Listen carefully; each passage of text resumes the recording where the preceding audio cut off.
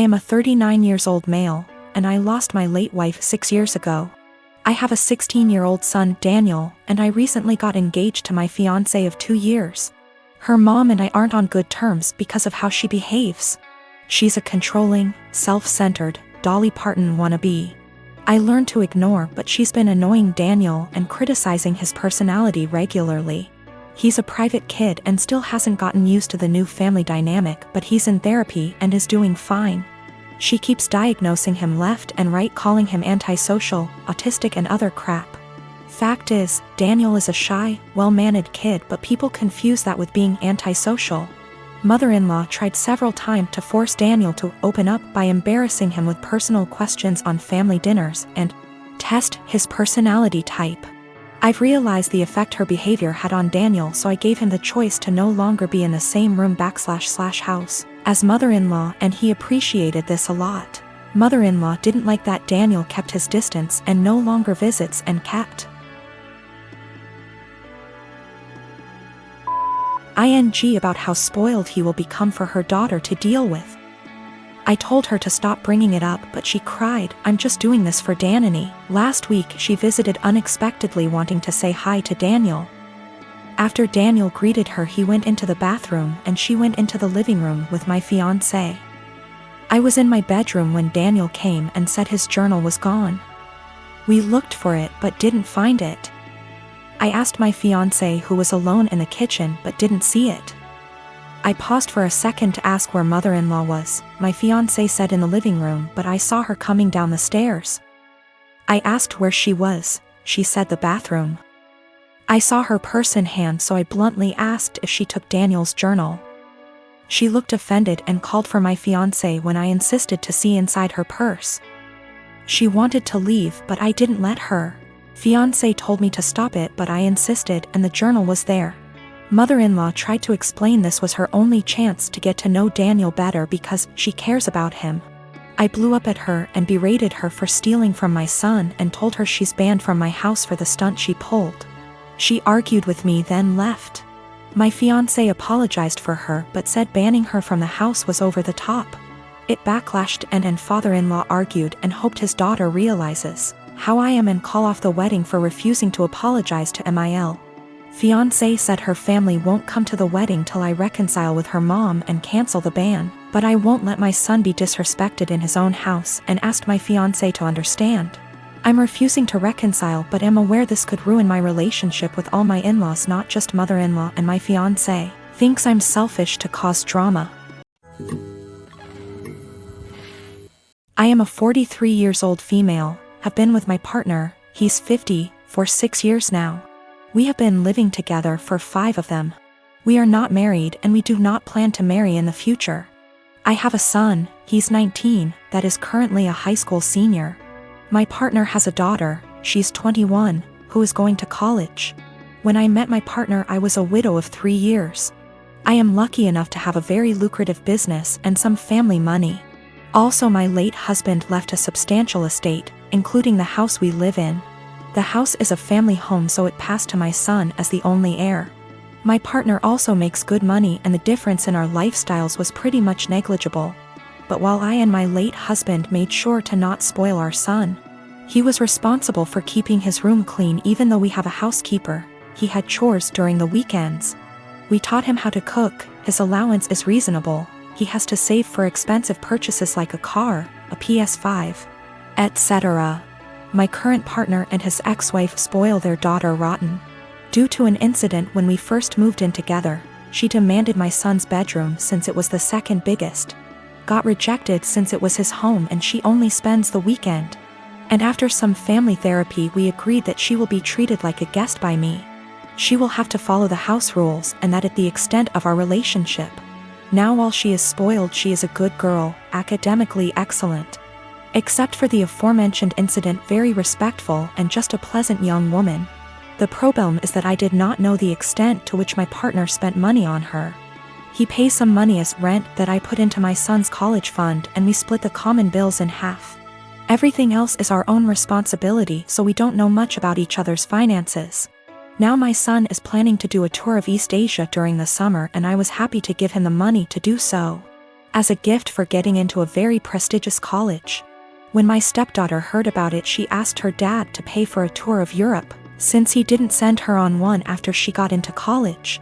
He agreed because he never says no. But he came to me asking me to lend him close to $30,000 because he can't afford the trip on his own. I am not even giving that much to my son, and his plane tickets are more expensive. I refused. I said that since this wasn't an emergency, he can save and send her on the trip after she graduates college. Now he is not talking to me, saying that I am choosing favorites. I have no relationship with his daughter, so I don't know how that even is applicable. And that I am putting money over his happiness and relationship with his daughter. I can easily afford to lend him the full amount, I just don't want to, because his reasons are not convincing enough. I don't want to go into tons of details. You need to know that for the last 7 years I have not been at home. And during this time my 2 brothers and sisters were still living there. While I was at home, our stepfather abused us mentally and physically. We lived in crappy houses that were covered in real garbage, including animal feces, absolutely everywhere. I haven't heard from my little sister since May. I'm pretty sure she was told to cut contact with all of us. We are her older siblings. My second sister, after my younger sister, is overweight and has spinal problems and has to diet and see a specialist she is not taken to. I told the social worker that I wanted to check on them because they were in a sorry state and because I'm not sure if there is still any physical or psychological abuse going on in the house. This genuinely worries me. I told them what happened to us, hitting walls, throwing things at us, swearing, belittling our character, etc. And told them repeatedly that I really just want to know what my younger brothers and sisters are not the same living conditions as they were. My husband supported me during the call and agreed that it was the right thing to do. All my siblings discussed this beforehand, except for my older sister, who moved out before things got bad, and the 2 who live in the house. We all agreed that this would at least let them know they were being watched and we weren't just disappointed in them, and maybe my mother and SD would keep the house clean nose, etc. CPS contacted my mother very quickly. Much faster than I expected. I mean within 3 hours. After that, my older sister, who lives far away and hasn't contacted me for months, calls and she gets mad at me because she knows I called. I didn't deny anything and just said, if they have nothing to hide, then they have nothing to worry about. It will all be over pretty quickly, to which she replied, what if it doesn't? If they are taken away? I said, I hope it doesn't come to that, and if it does, it's not on me. I didn't harm them. I didn't leave animal excrement around the house. I asked, would you let your children live the way we lived? She didn't answer. I asked again and she said, no. I'd keep a decent house, but it's not your job to tell someone else how to parent. I said, okay. So, if that's all, why did you call? I think we're done.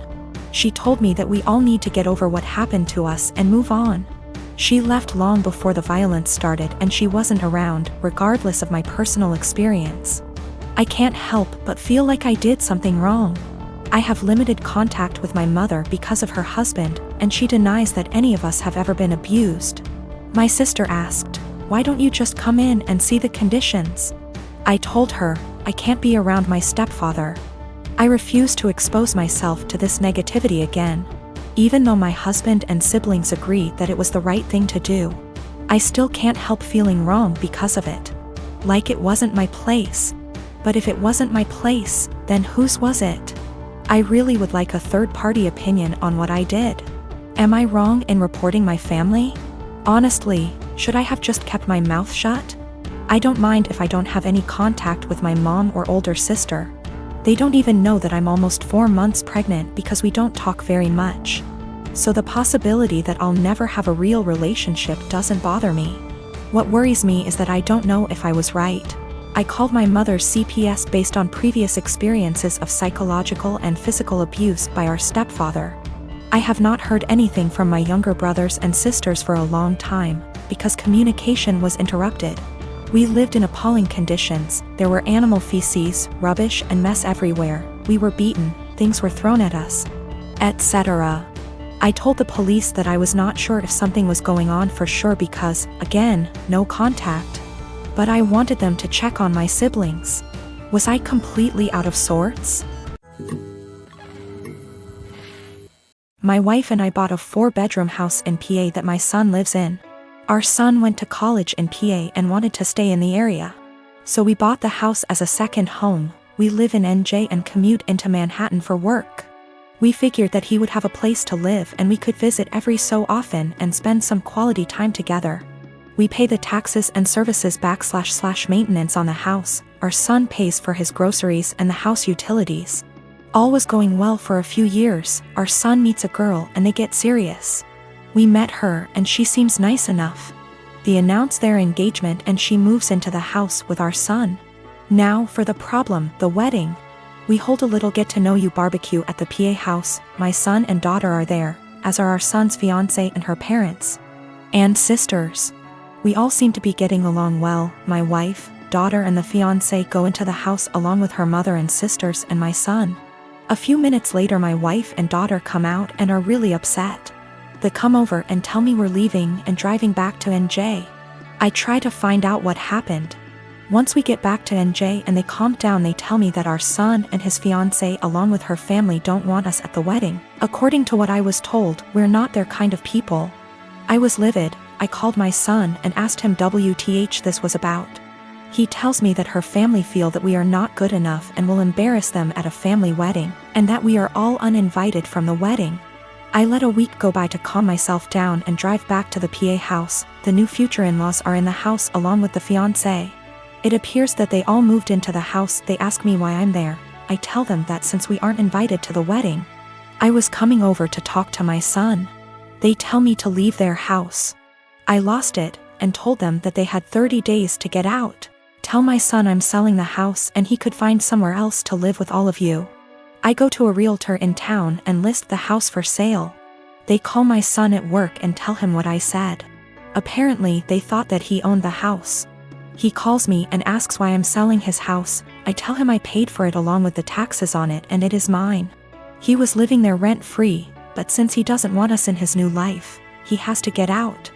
I tell him the same as I told his future in-laws. They have 30 days to get out, then I'll get a lawyer and get them evicted. Am I the for taking a hard stance on this? He is my son, but the in-laws seem to take over and we no longer count.